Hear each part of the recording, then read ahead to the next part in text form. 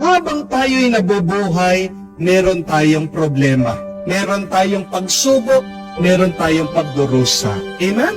Meron kang gawin, pagdurusa ka. Wala kang gawin, mahihirapan ka. Mag-aral ka, sasakit ang ulo mo.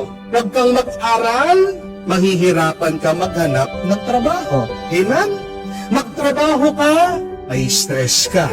Huwag kang magtrabaho, magkakaroon ka ng problema. Wala kang pera. Amen? Mag-abroad ka, maho-homesick ka. Dito ka lang sa Pilipinas, kakayod ka pa rin. Mag-asawa ka, malaking problema. Huwag kang mag-asawa, tatanda kang dalaga. Tatanda ka rin na walang mag-aalaga sa iyo. Amen? Kahit na anong gawin natin, anuman sitwasyon ng ating buhay, anuman ang iyong edad, saan ka man pumunta, magkakaroon at magkakaroon ka ng problema.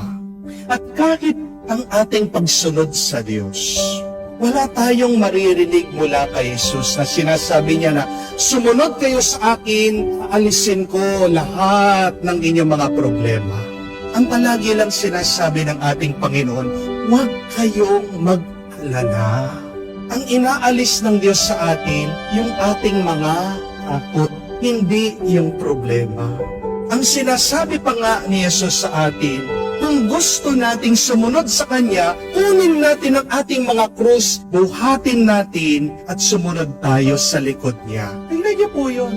We are challenged by the Lord to take up our cross. You will have a cross in your life all the days of your life. When will be that time when you will lay down your cross? When you die, kamukha ng ating Panginoon. Hindi na niya binuhat yung krus niya nung pinako siya sa krus at namatay. Pero ang tanong, paano natin gagawing magaan ang ating pagbuhat at pagpusan sa ating mga problema? Kung hindi man natin maiiwasan, kung hindi man natin maitatapon, kung hindi man natin mailalayo sa atin ang mga problema, ang magandang tanong, ano ang gagawin natin para maging magaan lang ang ating pagbuhat at pagpusan sa ating mga krus, sa ating mga problema? Tatlong bagay lang po. Number 1, always be positive. Amen? And the question is, how can we be positive? Magiging positibo ang iyong pag-iisip kung may nakikita kang halaga dyan sa iyong ginagawa. Magiging positibo din ang iyong paningin kung palagi kang nagpapasalamat. Tandaan niyo po ito, dapat mahalin mo ang iyong problema. Dahil ang mga problema natin, sila ang daan para tayo'y magtagumpay. Meron po kong kakilala, kwento niya sa akin, kung nandun siya sa abroad, naho-homesick siya, nalulungkot siya, gusto niyang umuwi dito po sa Pilipinas. Pero pag pumapasok sa isip niya at natutokso na siya na sumuko, alam niya po kung ano sinasabi niya sa kanya sarili. Dollars, dollars, dollars, sabi niya.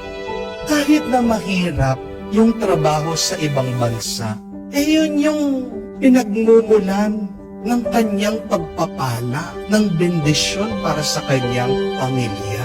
Tandaan niya po yan, that our problems and challenges are also our blessing. There is a hidden grace when you are suffering and you cannot see that grace if your mind is negative. Pag negatibo ang isip mo, madilim, wala kang makikitang mabuti, hindi po ba?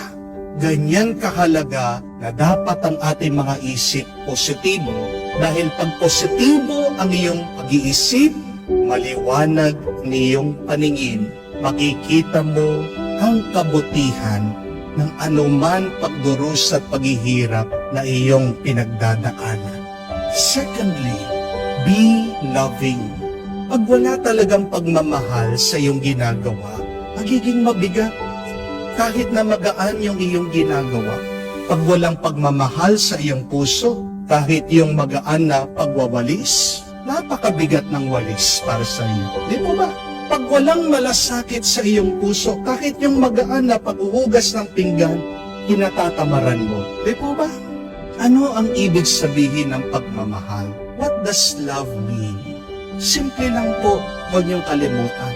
To love mean is a desire for your loved one to be good.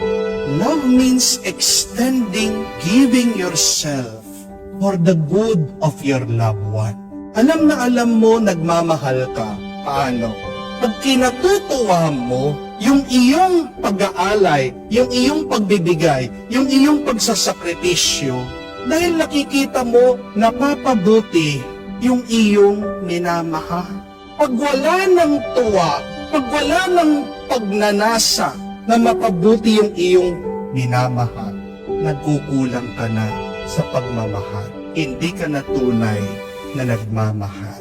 Isa pong pinagtatakan ko ngayon, ang dami mga tao nahilig po sa mga alaga, lalong-lalo na napansin ko yung mga mayayaman.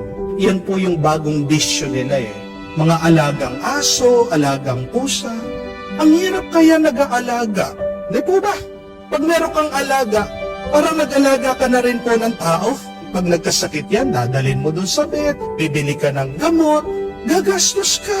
Ang pagkakaiba lang ng alaga na hayop sa tao, hindi mo pinag-aaral. Di po ba? Pero lahat gagawin mo. Papakainin mo, papaliguan mo, yung mga iba pa nga, binibihisan. Aba, swerte pa yung mga ibang alagang hayop, pinapaspa. Daig pa yung tao, minamasahe, pinapagupit. Minsan nga, mas masarap pa yung pagkain ng alagang hayop kaysa sa tao. Di po ba?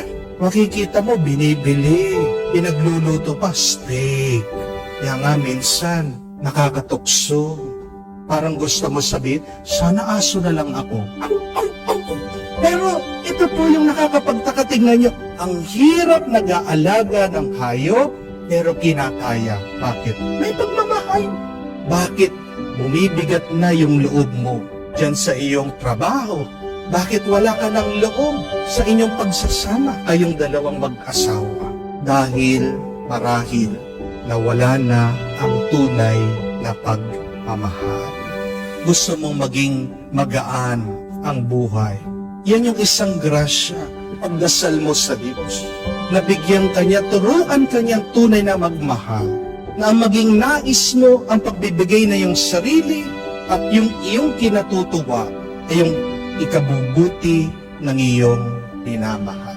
Third and last, be holy. Maging banal ka. Minsan allergic tayo sa salitang yan, di ba? Ayaw natin yung salitang banal kasi pag sinabi mong banal, para mga hipokrito. Pero baka makalimutan natin, yan yung paanyaya palagi sa atin. This is the life that we should live as Christians, as Catholic. We should live holy lives. Ang tanong, bakit ayaw ng mga tao sa salitang yan, banal? Hindi maintindihan. Pero kung nauunawaan lang natin ano ang ibig sabihin ng salitang banal, palagi nating pagpapaguran na naisip na maging banal sa ating pamumuhay. That is the question. What does holiness mean? Pagiging banal, kung titignan niyo po sa Biblia, ang ibig sabihin ay itinangi, hiniwalay. You are separated. Kung matatandaan niyo po, ang mabuti at maganda na nilikha ng Diyos, inadumihan dahil sa kasalanan. Kaya nga, pag sinabi ng banal, God is separating you. Hinihiwalay ka ng Diyos diyan sa dumi ng kasalanan para makasama ka niya, para makamukha ka niya, para makaisa ka ng Panginoon. Yan yung ibig sabihin ng pagiging banal. Malinis, separated. Tingnan niyo po ang buhay. Nagiging mabigat at nagiging ang comfortable. Hindi ka palagay ang loob pag nadumi ka. Di po ba? Bago ka matulog, kung hindi ka naligo, pawis-pawisan ka. Napakadumi ng iyong paa. Paano ka makakatulog na mahimbing? Yung mga nakakatulog ng mabuti, kahit madumi sila, sanay na, mga dugyot. Di po ba? Anong mararamdaman niyo kung meron kayong isang maliit na bato na pumasok sa inyong mga sapatos? Kaya niyo po ba na maglakad, na masaya, na payapa? That is very uncomfortable to have a little rock or pebble in your shoe. And think of that. Yung maliit na batong pumasok sa iyong sapatos, yan yung kasalanan. Marami nasanay na sa kasalanan. Pero kahit na nasanay ka, kalaunan, masusugat at masusugat ka niya. Kahit na positibo ang iyong paningin, kahit na sabihin mo nagmamahal ka, kung meron kang bahid na kasalanan, kung madumi ang iyong kaluluwa, paano ka makakatanggap ng grasya galing sa Diyos kung merong balakid? Kung gusto mong maging magaan ang iyong pakiramdam, yan yung unang-una na kailangan nating naisip, ang pagiging banal. At mag-uumpisa yan sa ating pagpapakumbaba sa Diyos at paghingi ng tawad. Kaya nga po pansinin niyo sa misa, di ba? Paano natin inuumpisahan ang ating dasal at dalangin? Sa pamamagitan ng pagkukumpisa. At dinurugdog pa nga natin, parang pinapagpag pa natin ang ating mga dibdib. Ito ay isang simbolo ng inaalis natin ang alikabok ng kasalanan sa ating mga puso. Be holy, and you will experience life a lot lighter, a lot easier, a lot more peaceful. Napakaganda po nung sabi ni Jim Caviezel, yung aktor na naging Jesus Christ, kung matatandaan niyo siya. Sabi niya, all of us have a cross to bear. And yet, if you do not carry it, you will be crushed by its weight.